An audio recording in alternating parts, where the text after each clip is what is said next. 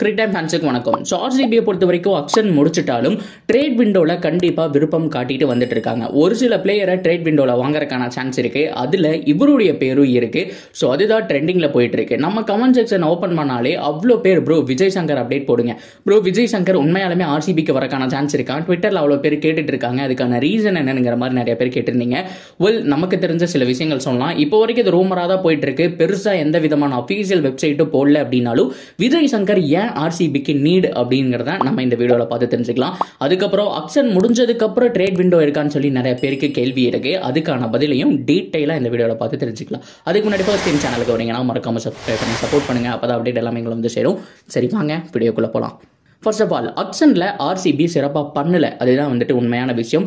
ஏனோ தானோன்னு பிளேயர் எடுத்து வச்சிருக்காங்க. ஸோ எனிவே ஃபைனலாக ஃபெர்குசனோட அந்த பை அப்படிங்கிறது செம்மையான பை. அல்சாரி ஜோசப் வந்துட்டு ஒரு நல்ல பை தான். பட் இருந்தாலும் 11 கோடிக்கு கொஞ்சம் எக்ஸ்பென்சிவ். என்னை பொறுத்த வரைக்கும் ஒரு 6 கோடி அந்த ரேஞ்சில் முடிச்சிருக்கலாம். ஸோ எடுத்து தொலைச்சிட்டாங்க, வேற ஒன்றும் பண்ண முடியாது. அதே மாதிரி டாம் கரன் ஓரளவுக்கு டீசெண்டான பை. அவர் பேஸ் பிரைஸ் வந்து 1.5 அப்படிங்கிறது வந்துட்டு டீசெண்டான பை தான். ஸோ மற்றபடி சொல்லிக்கிற அளவுக்கு இல்லைங்க. யஷ்தயாலை பொறுத்த வரைக்கும் இன்ஃபார்ம் பவுலர் கிடையாது. ஸோ 2 வருஷத்துக்கு முன்னாடி நல்லா பண்ணிட்டு இருந்தாரு, இப்போ அடி வாங்கியிருக்காரு. பட் இருந்தாலும் ஆர்சிபி நம்பிக்கை வச்சு எடுத்திருக்காங்க அப்படிங்கிறதுனாலே அவருடைய கான்ஃபிடன்ஸ் பூஸ்ட் ஆகும். ஸோ கண்டிப்பாக லைஃப் ஒவ்வொருத்தருக்கும் செகண்ட் சான்ஸ் அப்படிங்கிறது கொடுக்கும். யஷ்தயால் நல்லா பண்றாரு அப்படிங்கிறதெல்லாம் பார்க்கலாம். ஸோ இதை தாண்டி ஆர்சிபி மிஸ் பண்ணக்கூடிய அந்த யூனிட் என்னன்னு கேட்டீங்கன்னா, நம்பர் 1 ஃபாரின் ஆல்ரவுண்டர் இல்லைன்னா ஃபாரின் ஸ்பின்னரை மிஸ் பண்றாங்க. ஐ மீன் ஸ்பின் பவுலிங் ஆல்ரவுண்டரை வந்துட்டு நான் மென்ஷன் பண்றேன். லைக் ஹசரங்காவை பேஸ் பிரைஸுக்கு அவங்க எடுத்திருக்கலாம். ஸோ அன்பார்ச்சுனேட்லி எடுக்க முடியாம போயிடுச்சு. எடுத்திருந்தாங்க அப்படின்னா நச்சுன்னு அவரே வச்சு ஓட்டிட்டு இருக்கலாம். பிகாஸ் 11 கோடிக்கு போன தடவை போய் எடுக்கிறாங்க. இந்த தடவை 1 கோடி கூட எடுக்க மாட்டேறாங்க. ஸோ என்னதான் ஸ்ட்ராட்டஜி அப்படிங்கிறது சுத்தமா புரியல. ஸோ எனிவே ஹசரங்கா போயிட்டாரு. சரி முகமது நபிக்கு சான்ஸ் இருந்துச்சு. மும்பை இந்தியன்ஸ் வந்துட்டு அப்படியே பேஸ் பிரைஸோட தூக்கிட்டு போறாங்க. ஸோ அந்த நீடு ஆர்சிபிக்கும் இருந்துச்சு, மும்பைக்கும் இருந்துச்சு. ஸோ மும்பை அழகா எடுத்துட்டாங்க. ஸோ முஜிபுர் ரஹ்மானையாவது டார்கெட் பண்ணி தொலைங்கடானுங்கிற மாதிரி ஃபேன்ஸ் எல்லாருமே கேட்டுட்டு இருக்கும்போது ஆர்சிபி முஜிபுர் ரஹ்மானுக்கு போல. ஸோ இப்போ ஸ்பின் யூனிட் உண்மையாலுமே வந்துட்டு இந்தியன் பவுலர்ஸை நம்பி தான் இருக்கு அப்படின்னு சொன்னோம். கரண் சர்மா அண்ட் இன்னொருத்தர் இருக்காரு. ஸோ அது போக வந்துட்டு மயங்க் தகர் அப்படின்னு சொல்லிட்டு ஏகப்பட்ட ஸ்பின்னர்ஸ் இருக்காங்க. அப்படின்னா கூட பார்த்தோம் அப்படின்னா ஸோ கண்டிப்பா இந்தியன் ஸ்பின்னர் மட்டும்தான். அதுலேயே வந்துட்டு கரண் சர்மாவெல்லாம் இப்போதைக்கு மேக்ஸிமம் எதுலேயே ஆடுறது இல்லைங்க. டொமஸ்டிக்கோட ஓகே. ஸோ இந்தியன் டீம் எல்லாம் எங்கேயும் இல்லை. ஸோ என்ன பண்ண போறாங்கன்னு தெரியல. ஸோ நிறைய பேர் மேக்ஸ்வெல்லாம் ஸ்பின்னர்னு சொல்லிட்டு வராதிங்க. ஸோ நானே மேக்ஸ்வெல்லோட ஃபேன் தான். பட் இருந்தாலும் அவரை பொறுத்த வரைக்கும் ஒரு பார்ட் டைமராக தான் நம்மளால பார்க்க முடியும். ஒவ்வொரு தடவையும் வந்து காப்பாற்றி கொடுக்க முடியாது. ஆக்சுவலாக நல்லாவே போடுவார், அதில் மாற்றம் கிடையாது. பிகாஸ் நம்ம ஃபைனல் லாஸ் பண்ணுறதுக்கு மெயின் காரணம் மேக்ஸ்வெல் தான் சொன்னால் நம்புவீங்களா? ஏன்னா ரோஹித் சர்மா நல்லா ஆடிட்டு இருக்கும்போது அவருடைய விக்கெட் அவர் தான் வந்துட்டு தூக்கி கொடுப்பாரு. ஸோ பட் இருந்தாலும் அவர் இல்லாமல் ஒரு பியூர் ஃபாரின் ஸ்பின்னர் இருந்தால், ஒரு மிஸ்ட்ரி ஸ்பின்னர் இருந்தால் நல்லா இருந்திருக்கும். ஸோ அதை பண்ணிட்டாங்க. ஸோ இந்த யூனிட்ல ஒரு பிரச்சனையா இப்போ அதுக்கான ட்ரேட்லையும் யாராவது கேட்க முடியுமா அப்படிங்கிற மாதிரி பார்த்துட்டு இருக்காங்க. ஸோ அதுக்கு முன்னாடி நம்ம இன்னொருத்தரை பற்றி பேசுவோம், விஜய் சங்கருடைய ட்ரேடை பற்றியும் பேசுவோம். அதுக்கு முன்னாடி நிறைய பேருக்கு இருக்கக்கூடிய டவுட் என்ன அப்படின்னா, இந்த ட்ரேட் விண்டோவான கான்செப்ட் தான் என்ன ப்ரோ, ஆக்ஷன் முடிஞ்சதுக்கப்புறம் எல்லாமே முடிஞ்சுதானே அப்படின்னு கேட்டிங்கன்னா கண்டிப்பாக கிடையாதுங்க. ஆக்ஷன் முடிஞ்சு ஒரு சில டீம்ஸ் வந்துட்டு பர்ஸ் வச்சிருப்பாங்க. ஃபார் எக்ஸாம்பிளுக்கு டெல்லி கிட்ட எவ்வளோ பர்ஸ் இருக்கு தெரியுமா? 9 கோடி. எதுக்கு வச்சிருக்காங்கன்னு சுத்தமாக தெரியல. ஸோ மேபி அவங்கள பொறுத்த வரைக்கும் பார்த்தோம் அப்படின்னா ஸோ கண்டிப்பாக ஒரு ரோஹித் சர்மா அந்த மாதிரியான பிளேயரை வாங்குறதுக்கான சான்ஸ் இருக்கு. அண்ட் குஜராத் கிட்டேயும் ஒரு பட்ஜெட் இருக்கு. ஸோ கன்ஃபார்ம் தெரியல. ஸோ அவங்களும் வந்துட்டு நல்ல ஒரு அமௌண்ட் தான், 5 கோடிக்கு மேலே தான் வச்சிருக்காங்க. ஆர்சிபி கிட்ட 1 கோடி இருக்குங்க. ஸோ இவங்க என்னதான் பண்ண போறாங்க இந்த பட்ஜெட்லாம் வச்சு கேட்டிங்கன்னா, ட்ரேட் விண்டோ ஜனவரி எண்டு வரைக்கும் கிட்டத்தட்ட ஓப்பனில் இருக்கும். ஸோ சப்போஸ் மறுபடியும் எந்த டீமுக்கும் சாட்டிஸ்ஃபையா இல்லை, இந்த ஒரு பிளேயர் எங்களுக்கு வேண்டாம், வேற ஒரு பிளேயரை டார்கெட் பண்றோம் அப்படிங்கிற மாதிரி முடிவு பண்ணிட்டீங்கன்னா பிளேயரை வந்துட்டு ஸ்வாப் பண்ணிக்கலாம். ஆனால் முதல் தடவை மாதிரி வந்துட்டு எப்படி ஒரு ஹர்திக் பாண்டியாவை வாங்கிட்டு யாரையுமே கொடுக்காம இருந்தாங்க மும்பை இந்தியன்ஸ், அதே மாதிரி கேமரூன் கிரீனை நம்மளுடைய ஆர்சிபி வாங்கிட்டு யாரையுமே கொடுக்காம இருந்தாங்க. அந்த மாதிரி பண்ண முடியாது. பிகாஸ் எல்லா டீம்லையும் 25 பிளேயர் இருக்காங்க. அப்படிங்கும்போது இன்னொரு டீம்ல இருந்து நீங்க ஆளை எடுத்துட்டீங்க அப்படின்னா உங்க டீம்ல 26 பிளேயர் ஆயிடுவாங்க, அந்த டீம்ல 24 பிளேயர் ஆயிடுவாங்க. ஸோ அதனால கண்டிப்பா ஸ்வாப் பண்ணி தான் ஆகணும். இங்க இருக்கிற ஒரு பிளேயர் அங்கே அனுப்பிச்சிட்டு அங்க இருக்கிற பிளேயரை இங்க தான் அனுப்ப முடியும். இது ஒண்ணுதான் விதி. ஆனா இதுல ஏகப்பட்ட ரூல்ஸ் அண்ட் ரெகுலேஷன் இருக்குங்க. அதாவது ஒவ்வொரு பிளேயர் வந்துட்டு ஆசையா வந்துட்டு ஒரு டீமுக்கு செலக்ட் ஆயிருப்பாங்க. அந்த டீமுக்கு தான் வந்துட்டு ஆசையா இருக்கும்போது இல்லப்பா நீ அந்த டீம் அப்படின்னு சொல்லி மாத்தி விட்டாங்கன்னா அவங்களுக்கும் கடுப்பாகும். ஸோ அவங்க கான்ட்ராக்ட் கேன்சல் பண்ற கூட சான்ஸ் அப்படிங்கிறது வந்துட்டு ஹைலி பாசிபிள். ஒரு பிரான்சைஸ் அப்படிங்கிற மாதிரி முடிவு பண்ணி சந்தோஷமா செலிப்ரேட் பண்ணிட்டு இருக்கும்போது இந்த டீமுக்கு போ அந்த டீமுக்கு போட்டு சொல்ல மாட்டாங்க. ஆனா ஆல்ரெடி இருக்கிற ஓல்டு பிளேயர்ஸை இப்படி பண்றது மூலியமா பார்த்தோம் அப்படின்னா ஸோ அவங்களுடைய ஃபார்ம் சரியில்லைனா கூட நம்மளால மாத்திக்க முடியும். ஸோ அப்படி பார்க்கும்போது விஜய் சங்கர் உண்மையாலுமே குஜராத் டைட்டன்ஸை பொறுத்த வரைக்கும் இதுக்கு முன்னாடி ஹைதராபாத்தில் மற்ற டீம்ல இருந்த போல வந்துட்டு ஒரு சரியா பண்ணல, பர்ஃபார்மன்ஸ் அப்படிங்கிறது வந்துட்டு பெருசா பேசப்படல.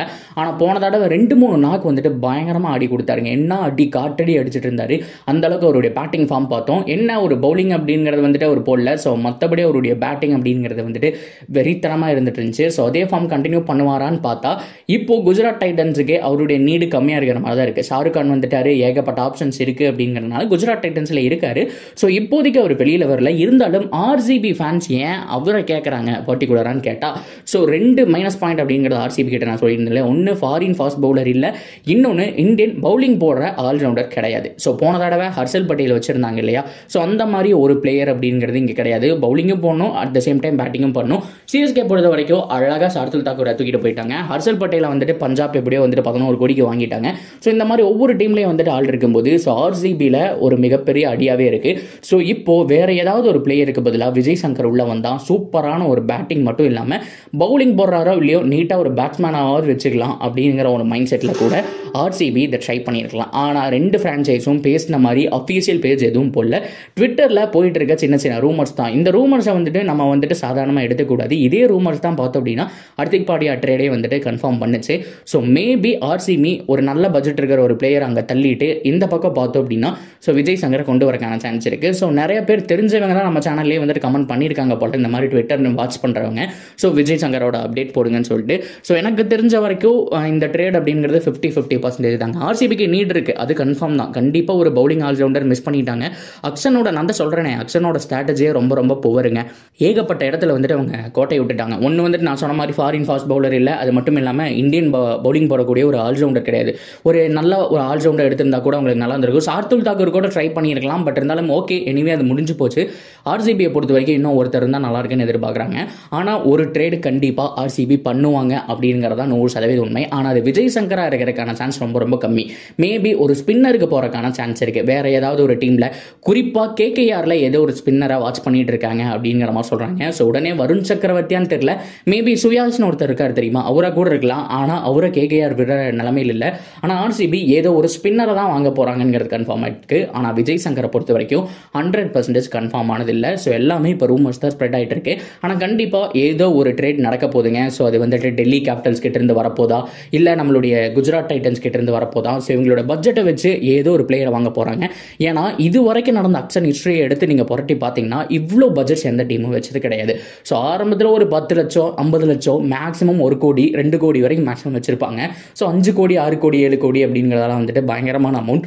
ஸோ கண்டிப்பாக ட்ரேட் விண்டோ பாசிபிலிட்டிஸ் அப்படிங்கிறது இருக்குது. ஆனால் ஆர்சிபி தரப்பில் கண்டிப்பாக போனால் இந்த மாதிரி ஃபாஸ்ட் பவுலிங் ஆல்ரவுண்டர் என்னை பொறுத்த வரைக்கும் போகிறக்கான சான்ஸ் ரொம்ப ரொம்ப கம்மி. இருந்தால் நல்லாயிருக்கும், பட் போகிறக்கான சான்ஸ் ரொம்ப கம்மி. ஒரு ஸ்பின்னரை வேணால் வாங்குறதுக்கான சான்ஸ் அப்படிங்கிறது ஹைலி பாசிபிள். பொறுத்திருந்து பார்க்கலாம். ஸோ நிறைய பேர் கேட்டிருந்தீங்க கமெண்ட்டில், ஸோ அதுக்காக தான் இந்த கிளாரிஃபிகேஷன் வீடியோ. ஸோ இதில் நீங்கள் இன்னொரு விஷயம் தெரிஞ்சிருப்பீங்க, ஆக்ஷனுக்கு அப்புறம் வந்துட்டு ட்ரேட் விண்டோ இருக்கான்னு சொல்லிட்டு. எஸ், கண்டிப்பாக ஆக்ஷனுக்கு அப்புறமும் ட்ரேட் விண்டோ இருக்குது. ஜனவரி எண்டு வரைக்கும் அது ஓப்பனில் தான் வச்சிருப்பாங்க. ஸோ அதுக்கப்புறம் கம்ப்ளீட்டாக க்ளோஸ் ஆயிடும். ஸோ நீங்கள் இதை பற்றி என்ன நினைக்கிறீங்க? ஆர்சிபியோட ஸ்குவாட் ஓகேன்னு நினைக்கிறீங்களா, இல்லை ஏதாவது ஒரு ஆளை வந்து மாற்றணும் அப்படின்னு நினச்சிங்கன்னா யார் அனுப்பிட்டு எந்த டீம்லேருந்து யார் எடுப்பீங்க? அண்ட் ஸ்பின் யூனிட்டை மயங்க் தகர், கரண் சர்மா போதுமானதா, இல்லை வேற யாரை வச்சு நிரப்புவீங்க அப்படிங்கிற எல்லாத்தையும் தாராளமாக கமெண்ட்டில் சொல்லுங்கள். தொடர்ந்து அப்டேட்டுக்கு நம்ம சேனலோட இணைஞ்சிடுங்க. மறக்காமல் சப்ஸ்கிரைப் பண்ணி சப்போர்ட் பண்ணுங்கள்.